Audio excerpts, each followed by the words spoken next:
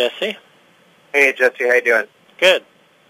We are ready to start the interview if you are. Okay. Remind me how you pronounce your last name, so make sure we get that right. Okay. Lisius, like delicious. Okay. All right. And then what is this? You're going to just put the audio over the video? Yeah. Okay. If you could send us a headshot, or whatever you'd like, we'll do a little via, Martin Lisius via phone type thing. Right. Okay. So remind me to send Jesse a headshot of me. I guess it's kind of like, and here's Martin Lisius from the field. Exactly. Should I do an intro, Dave? Like, say... No, we'll do that. Okay. Wait tomorrow. And you got the video, right? Yeah, thanks.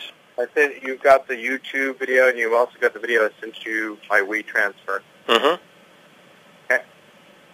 All right, well, here we go. You ready? Yes. Martin, tell us about Tim Samaras and the Twistex team and what legacy they leave behind.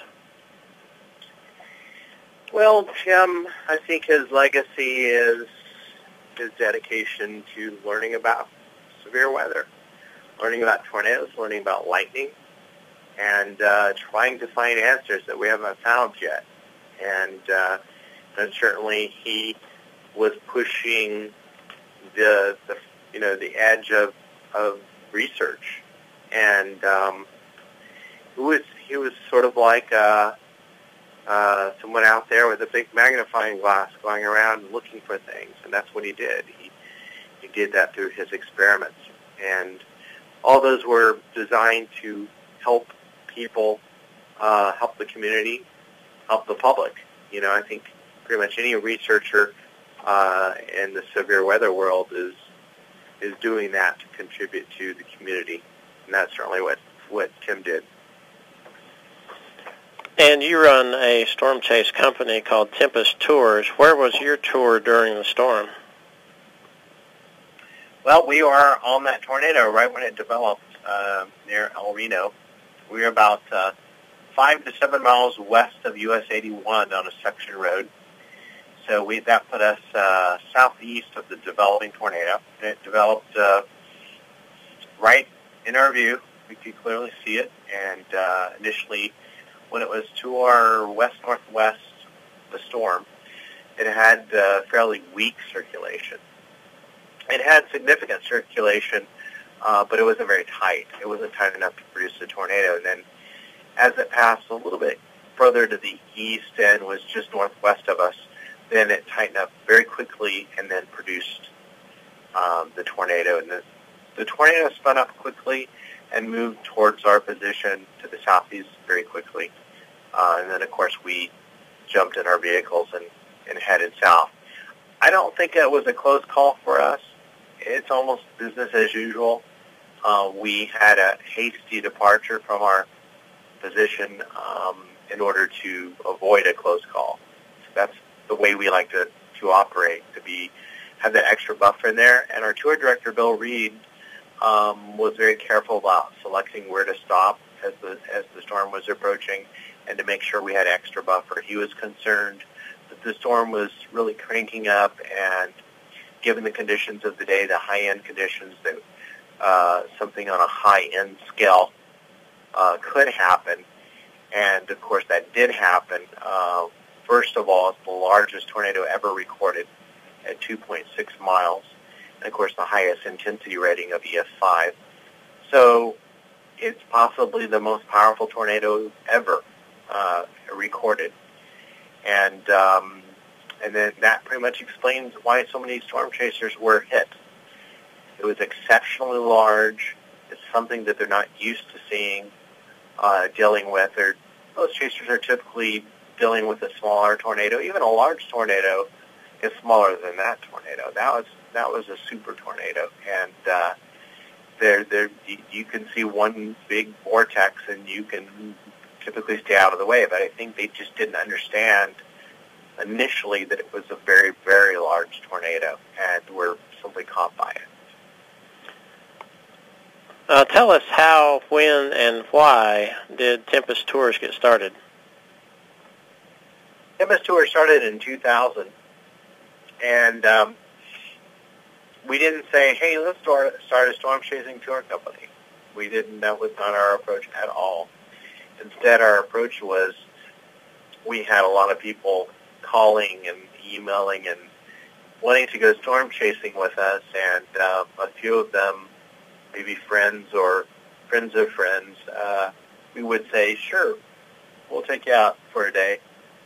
And they never could get off work because typically we could only get them 2 or 3 days' notice, and they couldn't get off work. And then that's when we decided that that by making a schedule like we have with Tempest Tours,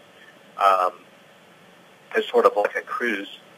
Kind of think of it as a cruise line. You know, you can go to a cruise line website and you can see that, you know, the different cruises that they have and the dates that they depart from the port and return to the port. It's the same thing for us. So you can look and see where our base cities are, what the dates are, and so forth. And you can book it months ahead. And that works a lot better for people and their work schedules. They have to have time to get off work. And they can book a tour. You know, they can book a tour 6 months in advance if they like. Well, what safety precautions do you take with your tours, and has anything changed since the Oklahoma tragedy? Well, when you say Oklahoma tragedy, you have to specify which one. Yeah, let me redo that question. What safety precautions do you take on your tours, and has anything changed as a result of the largest tornado ever recorded last Friday in Oklahoma City? Okay, May 31st. That was an exceptional day. Not only did we have the largest tornado ever, which I just now found out about, but a lot of other things occurred on the day that were exceptional. The number of chasers being struck, chaser fatalities, which, to my knowledge, has never occurred in terms of a tornado fatality. I think there have actually been 1 or 2 spotters that might have been killed in the past, but I don't recall chasers. We also had a mass exodus out of the Oklahoma City metro area. It's a huge evacuation, which I have never seen with a tornado, only with a hurricane. So that was exceptional, and you would think that would push us to have more exceptional, tighter safety guidelines, but that's not the case because prior to that event, our guidelines were very strict. They still are, and they're not going to change because I can't make them any stricter. I'm very, very conservative. I'm the risk manager for the company, and I'm as hard as I humanly can be on safety. And you can ask the staff that. They live in fear daily of my existence. They know that if they ever get anywhere close to where they're not supposed to be, that they're going to be in big trouble from me. And but I don't have to worry about that because they operate professionally. They know what they're doing. And what happened on Friday is a good example. They weren't hit by the tornado, and it wasn't just luck. It was, thoughtful, careful, conservative approach angle to that storm. Bill Reed being in charge, one of our tour directors. All our tour directors are that way. And they're going to come up to a storm like that very gingerly with lots of buffer for any strange things that might occur, like a sudden track of a tornado to the southeast when the storm itself was moving east. Everything, not only were the people that were struck, not only because it's such a large tornado, and maybe they didn't initially understand that or see that, but also the storm was moving east, and at least initially the tornado was moving southeast when it first spun up, and that might have had something to do with it. I'm guessing that some of those that were struck were to the east or maybe even to the east-northeast of the tornado. That's talking to Bill Reed. That's kind of what we pieced together, but that's unofficial. Okay. I think that's everything I need. All right. Thanks a lot. All right. Well, have a great day. You too. All right. Bye.